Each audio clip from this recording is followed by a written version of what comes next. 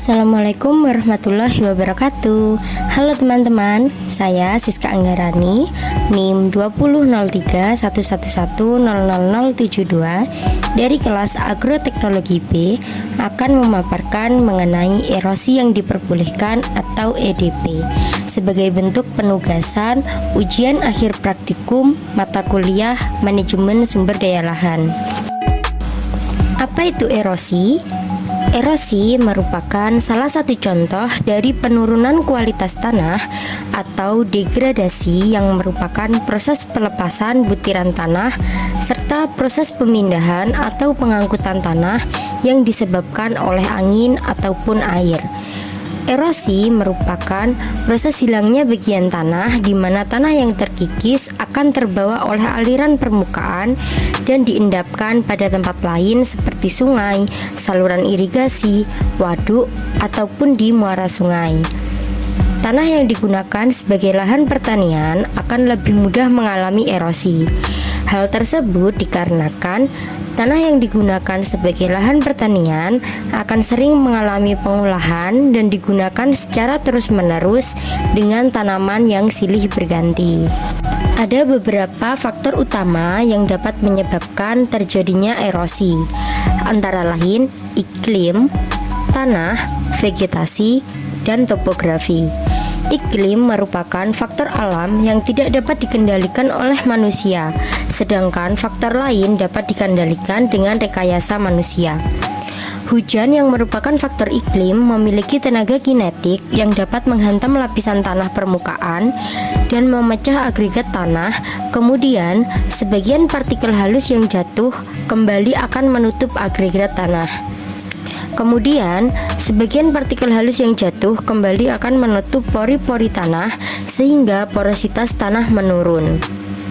Hal ini dapat menyebabkan lapisan tanah keras pada lapisan permukaan akibat kapasitas infiltrasi tanah berkurang, sehingga air mengalir di permukaan dan aliran yang bertambah besar akan dapat menyebabkan erosi.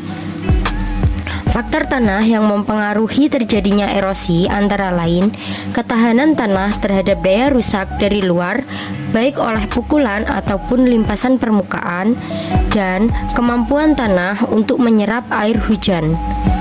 Semakin tinggi nilai erodibilitas tanah, maka tanah akan semakin mudah tererosi. Erosi akan semakin meningkat apabila topografinya mendukung. Faktor topografi yang mempengaruhi erosi adalah kemiringan dan panjang lereng. Erosi akan meningkat apabila kemiringan dan panjang lereng pada intensitas hujan tinggi bertambah. Selain itu, faktor vegetasi juga mempengaruhi erosi dengan cara yang pertama, intersepsi hujan oleh tajuk tanaman. Kedua, pengurangan kecepatan aliran permukaan dan kekuatan perusak aliran permukaan. Ketiga, pengaruh akar. Keempat, kegiatan biologis yang berhubungan dengan pertumbuhan vegetatif dan pengaruhnya terhadap porositas tanah. Serta 5, transpirasi yang menyebabkan keringnya tanah atau mulsa yang disebar di permukaan tanah. Erosi dapat mengakibatkan terjadinya degradasi lahan sebab hilangnya lapisan tanah yang subur dan baik bagi pertumbuhan tanaman, serta dapat mengurangi kemampuan tanah dalam penyerapan dan penahanan air. Lahan yang mengalami degradasi tingkat kesuburan biasanya ditandai dengan tingkat erosi yang terjadi melebihi tingkat erosi yang diperbolehkan. Lalu, apa itu erosi yang diperbolehkan? Erosi yang diperbolehkan menurut Purwantara dan Nur Sa'ban 2012 adalah laju erosi yang tidak melebihi laju pembentukan tanah sehingga masih bisa ditoleransi.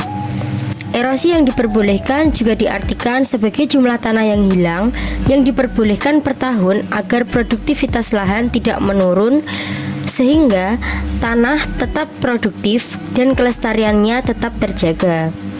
Salah satu cara untuk mempertahankan kelestarian tanah adalah dengan mencegah erosi yang terjadi agar tidak melebihi batas nilai erosi yang ditoleransi atau diperbolehkan. Secara umum, nilai erosi yang diperbolehkan untuk kebanyakan tanah di Indonesia adalah 2,5 mm per tahun atau sekitar 25 ton per hektar per tahun untuk lahan perbukitan atau lahan miring. Apabila erosi yang terjadi diperkirakan melebihi batas erosi yang diperbolehkan, maka hal yang harus dilakukan adalah menekannya dengan menerapkan metode konservasi lahan yang sesuai. Metode ketebalan tanah merupakan suatu metode yang digunakan untuk menghitung erosi yang diperbolehkan.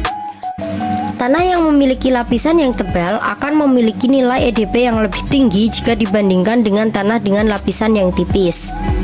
Perhitungan EDP menggunakan metode ketebalan tanah menggunakan rumus EDP sama dengan DE kali FD kali BI kali 10 dibagi T, di mana EDP merupakan erosi yang diperbolehkan yang dinyatakan dalam satuan milimeter per tahun.